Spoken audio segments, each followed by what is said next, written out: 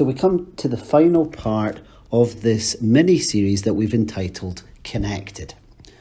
The premise of this series came from the fact that we have been doing a larger series that we will continue on with mid-September, which is entitled Church on the Move. And we've been looking at the book of Acts, and we've seen 4 pillars that really stand out from those believers. And one of those is the pillar of fellowship. We're told in the book of Acts that the believers were devoted to one another. So what I want to do in this final installment in this series is just take a step back to begin with. And we remember that whilst we've been focusing on community, the Christian faith does start at the individual level. That Jesus reaches out to us and he calls us by name. We are then called to respond. It's the ABCs that we were teaching our children in the kids' holiday club a few weeks ago. It's A, admit that we have got issues in our lives. The Bible would call this stuff sin. B, believe that Jesus paid the price on the cross for your sin and has the power to forgive you. And C, confess that he is your own personal Saviour and Lord.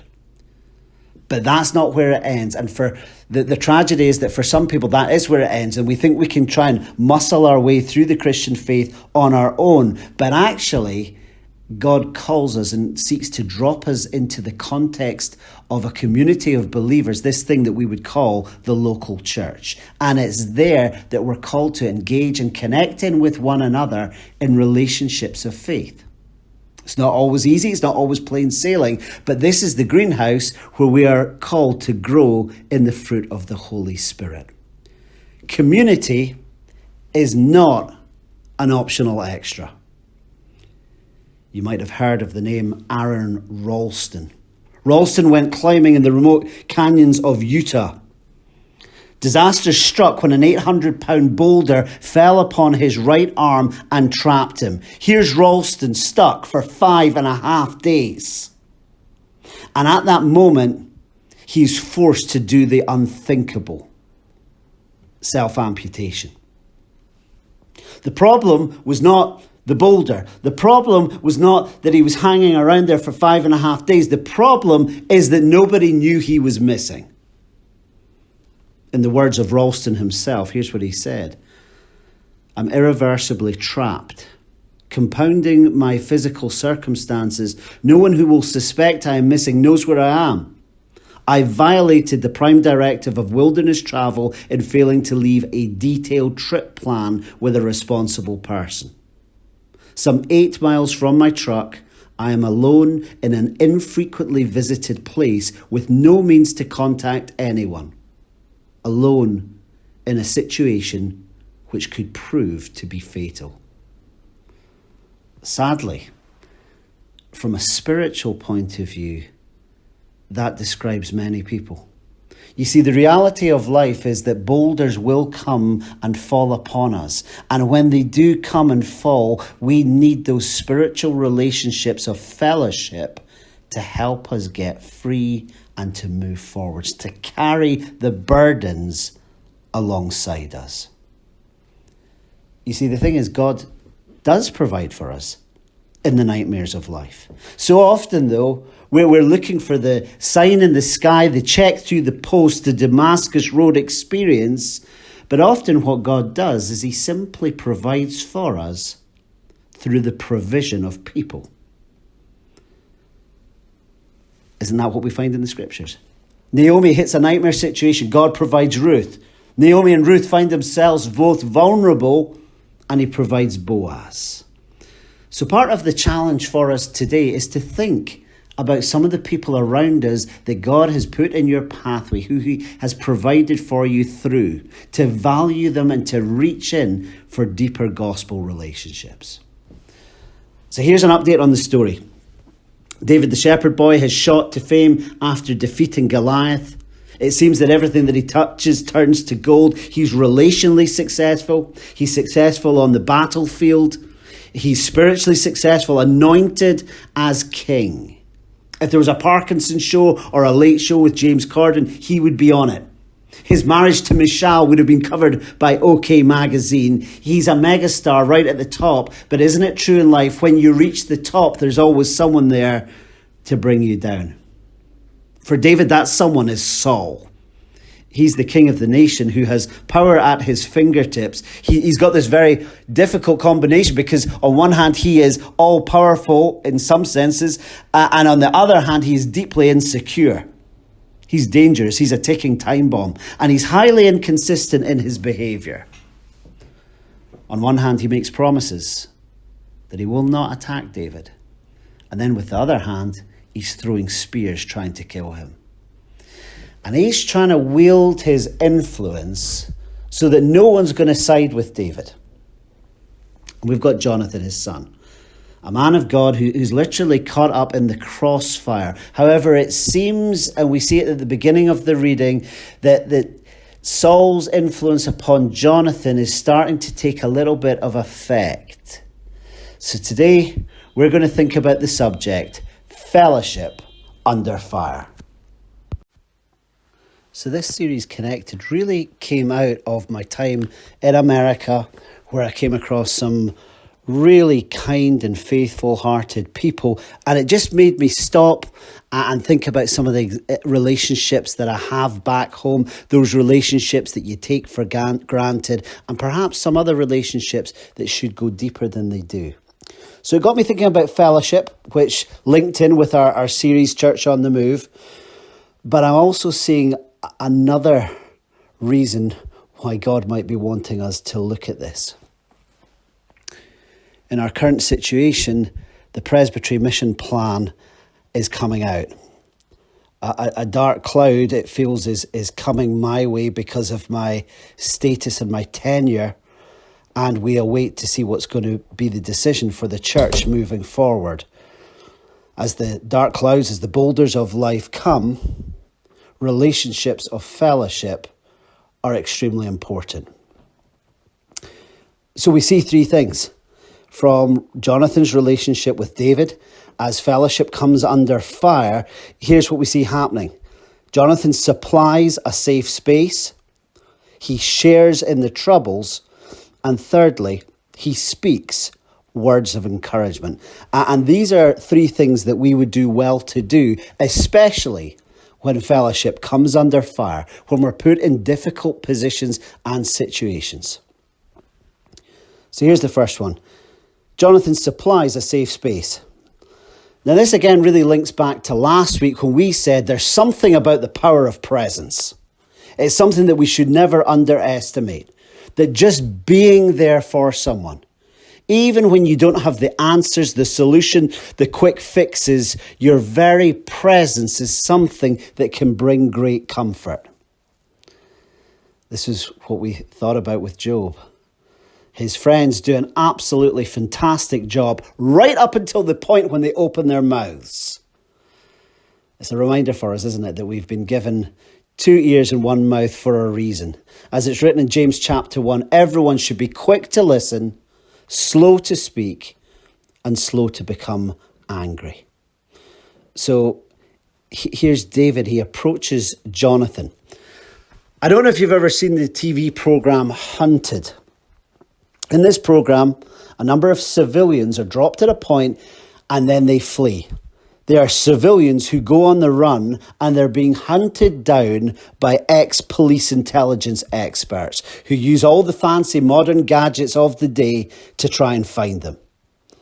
And here's what the experts tell us, that fugitives who go on the run tend to flee fast to begin with. But then what happens is paranoia begins to set in. They become a bit unstable. They long for that which is familiar. And in that longing, they will take big risks, either to return home or to see loved ones. There's a sense with which that's exactly what David is doing here. He's had to flee from Saul fast, but he's been on the run, and now he's longing for that safe space. He's longing to meet with Jonathan, so he takes a huge risk by going towards the danger point in order to meet up with Jonathan. And what does Jonathan do? maybe inconvenient for him, but he doesn't say, go away, I don't have the time, you're putting me in an awkward position. No, Jonathan supplies a safe space. And here's what we see in verse 1. David spills out his emotions. What have I done? What's my crime? What's going on here? This isn't fair. It's almost like the pent-up tension, the anxiety and the worries are all pouring out. Now remember who's speaking these words. This is David, the mighty warrior who killed Goliath, David who kills his thousands. But here's what he reveals. He doesn't take that standing before Jonathan. No, he comes before Jonathan as one who is scared, one who's under pressure and one who is struggling. He voices the struggles and the strains that he's experiencing. He's not pretending, he's not covering it up, he's not putting on a facade. Isn't it true that I worry that sometimes we come into church and we say to each other, how are you doing? And we say, oh yeah, fine. And here's what we say. What does fine mean? It means feeling inadequate, need encouragement.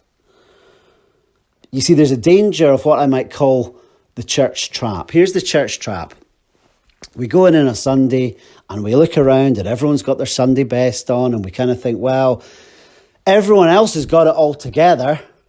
It's only me that struggles with the doubts, fears and worries. It's only me that has problems with certain sin issues. I can't share that with anyone because otherwise I'll look silly and they'll look down upon me. It's the church trap. And when we enter into it, we become increasingly entrenched and isolated. No, church shouldn't be like that. It should be the greenhouse place for real, honest relationships where we can provide safe spaces to confess sin, to share worries, concerns, doubts and troubles. Where there's a sense of confidentiality and a sense of carrying one another's burdens. So back to our text. Here's what we find. That there's a complication here. Remember, Jonathan is Saul's son. And actually, the fellowship is under fire. There's a strain taking place in the relationship between Jonathan and David because Saul is starting to exert his influence. So let me just kind of summarize verses 1 and 2. Verse 1, David says to Jonathan, your dad's trying to kill me. Verse 2, Jonathan says, no, he's not. That's not true. He would have told me if he was. Now this is absolutely astounding. Because it is clear that Saul has been trying to kill David. He's tried on at least 4 occasions. And in fact, Jonathan has already had to dissuade his father from doing so. But do you see what's happening here? This is Jonathan being blinded by family loyalty. And this is a real thing. You know, don't tell me that my little boy Johnny kicked someone in school. He would never do that. The teacher's talking nonsense. My little Johnny is a lovely little boy who would never do things like that. Family loyalty can blind us to reality. Well, here's what happens next. I think at this stage, the fellowship is being strained. At this stage, David could have blown a gasket and said, what on earth are you talking about? He could have walked off in a rage. But he doesn't. We're told in verse 3, David continues to reach towards Jonathan. What he does is he takes an oath. And this oath seems to act as a trigger. Almost saying, listen, remember, we're in a relationship, a gospel relationship. We're a spiritual family. And then what happens in verse 4 is Jonathan doesn't retreat away from David. No, he supplies that safe space. He wakes up and he says, yeah, you are important. You are as important as family. I'm in this with you. And what we see here is that this safe space, the depth of this relationship, goes as deep as family. I believe that a true church should have relationships like this of family value, sprouting up cross-generational within our church. Not cliques, but deep relationships that are open to others as well. Jonathan supplies a safe space for David to talk, to share, and to be himself. Second point, Jonathan shares in the trouble. I mean, he asks a big question. I think it's a daring question. Verse 4, he says, what can I do? Notice this, he doesn't set the agenda. He doesn't say, here's what I'm going to do. Here's how I'm going to fix the problem. This is what you've got to do. He says, what can I do for you? And in asking that question, he makes himself vulnerable. He doesn't know what the cost attached is going to be, whether it's going to be energy, time, money, but he puts the question out there, what can I do to help? How can I roll my sleeves up and get involved in order to help you? And then David comes up with a plan. So Jonathan listens to David's plan in verses 5 to 8. It involves him not going to the celebration, saying that he's needed in Bethlehem. And then we see how angry Saul becomes. Now, this is a big deal because obviously David is a mighty warrior, someone who's of prominence. And for his table place to be blank during the celebration is something that would be noticed. Now, I've got to say at this point, we enter into Ethics 101. The question is it ever right to lie? Now, I'm not going to try and answer that here. You know what the arguments are. On one hand, people would say, absolutely not ever. On another level, there are other Christians who would argue, well, if it prevents greater evil, then that might be okay as an exception. Well, it seems here that perhaps Jonathan has gone with option 2 and says, right, okay, well, if I tell a lie here, it's okay because it's going to prevent the greater evil of death. Here's what we can see.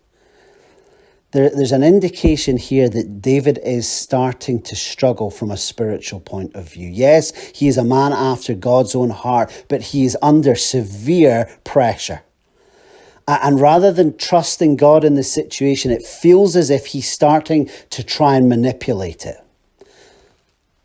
Before we say silly David, there are many times in life when if we check ourselves, we may well find that we are tempted to do the same thing. The fog of life sets in, we can't see God, and instead of trusting in him, we attempt to take shortcuts, influence, and enforce our own will. Well, after some reassurance, Jonathan completes the plan by agreeing a signal with him, which includes firing arrows in order to let David know whether he is safe or not. Whether Jonathan's actions are right, we leave that to one side. The main point I want us to pick up on here is that Jonathan is willing to inconvenience himself. He is willing to roll up his sleeve and to share in the problem. Thirdly, he speaks words of faith. So here's David. He's struggling spiritually, but Jonathan is able to push him and direct him towards the Lord. Now, we've got to be careful here because sometimes as Christians, when we see that things aren't right in our fellow brothers and sisters, we can be insensitive and go about it in the wrong way. So, Jonathan could have easily said, David, I'm going to stop you here after verse 1. You're worrying. And let me tell you, David, worry is a sin. Stop it. Jonathan doesn't do that. No, he operates like the good kids football coach. The poor coaches tell the kids at halftime when they're getting beaten 7-0, you're absolutely rubbish, you're no trying hard enough, this is an embarrassment, and they go on with all the negatives. The good coach says, get your heads up. Let's forget the score. Look out wide. There's all kinds of spaces out there. Start passing the ball and looking to the wide spaces, and it's going to change things. Jonathan doesn't rebuke, but he does refocus.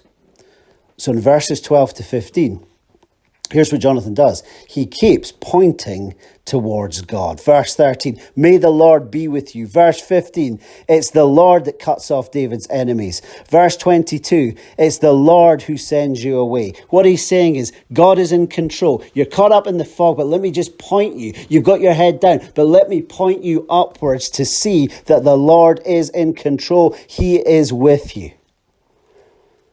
Do you see what he does? He makes the invisible God visible.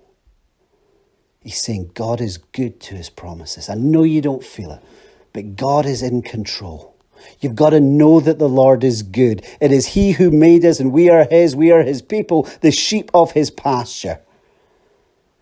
And maybe that's the word that you need to hear today. Though you can't see him, he's here.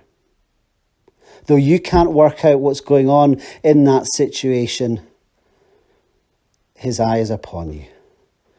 Though you can't feel it, his hand is moving. Whilst it may feel like everything is falling apart, he is the one who is able to hold you together, for God is sovereign and he is in control. So here's what Jonathan's saying. Listen, it's not Saul who's the ultimate king, it's God. He's the King of Kings. Our God is sovereign over Saul. Our God is sovereign over your problems, though they may feel like giants. Our God is sovereign, yes, even over presbytery planning.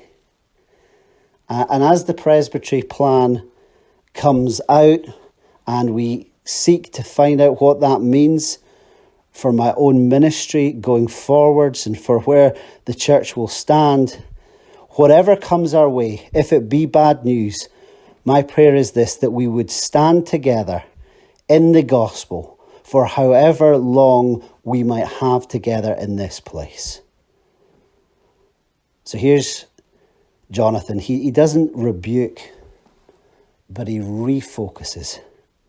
It's as if he takes David's head and helps him lift it up towards the Lord. Just to close off here. Stepping back from all of this, there is a bigger picture to take hold of. There are lessons here for us in our individual lessons and how we relate to one another in fellowship, but there's something more important that actually is the enabling power behind it all. You see, here's Jonathan going to the king on David's behalf. What does Jesus do for us? He intercedes on our behalf before the king. It's because of the actions of Jesus that we are able to approach the Lord's throne. It's because of his grace that we can be called into his courts and called sons and daughters of the living God, because of the actions of Jesus on our behalf. And as we look at each one of those 3 points, they're ultimately found in Jesus. Just as Jonathan supplies a safe space to David, Jesus supplies a safe space for you and me. He is our refuge, our strength, our strong tower. It is under his wings that we can shelter. Jesus is the one who shares in our troubles. He says, come to me, all you who are weary and burdened, and I will give you rest. I'm going to stand shoulder to shoulder with you and carry the burden. It doesn't mean you won't have any problems. It does mean that you will never face any of them on your own. And he doesn't just share in the troubles and difficulties that we have. He shares in the ultimate trouble.